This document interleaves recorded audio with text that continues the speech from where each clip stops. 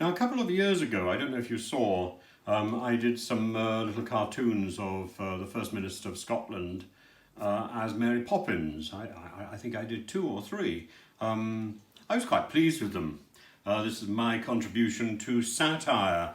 Now, in the last few days, I think today, I have to tell you why I know about this, because I have been doing a little work for a TV show in Turkey, which asks me to look at the headlines and various articles in daily newspapers and then talk about them on air. And today there was an article in the Daily Mail, not a paper I would normally read, and it was simply staggering. Because there's a man called Chris Brown. Chris Brown is 33, he's not named in some of the reports, and he's been arrested. And his offence was to put up a spoof party invitation to celebrate Hogmanay, or I think in the Facebook post it says an NYE, New Year's Eve street party at Mrs. Sturgeon's house. A spoof party not remotely likely to be possible, particularly given the fact that there are stringent restrictions on parties enforced by Scotland, and these are come under question, of course.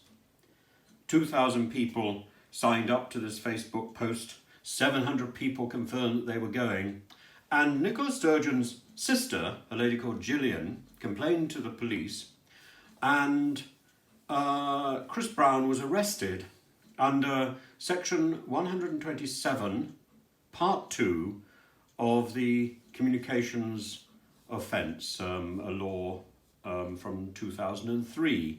And the police kept saying to him that he was the First Minister was concerned, and that she had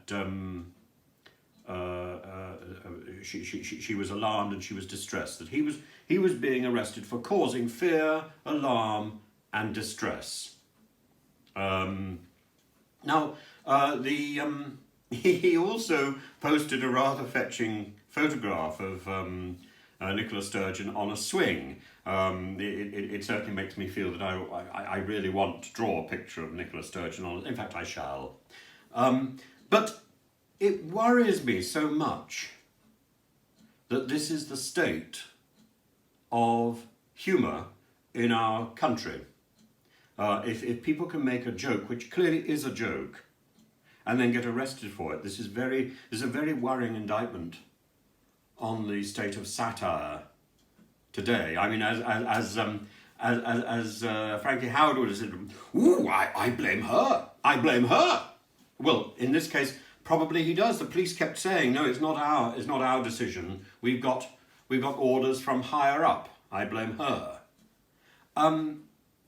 The man himself, Mr. Brown, has made comments about he feels like this is the sort of policing he would get in North Korea. I think that's a little bit of an exaggeration, but he has pointed out this is political policing. And I'm inclined to agree. We cannot censor ourselves in this way. And it seems to me that it is wrong when a joke is taken to be a crime, when satire leads to a threat of imprisonment. We must be free to poke fun at authority. This is a tradition we've had in this country. It's a very sound tradition that we've had in this country. It doesn't just go back to the cartoons of Gilroy and Tenniel and Punch. It goes all the way back to the medieval jester, the person who has a license to poke fun at authority, to mock the king. And again, you think of Frankie Howard. But if we cannot do this, then we need to have an opposition that is effective. We don't have that sort of opposition in Westminster. I don't think they have that sort of opposition, particularly in Edinburgh.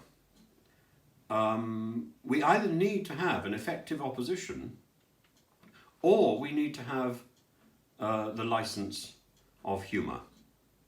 I think we need to have both. And we need to keep our ministers and our leaders on their toes. If you have any thoughts on this, or you have any further information, please let me know. I'd be very interested. And do follow the channel and ring the bell.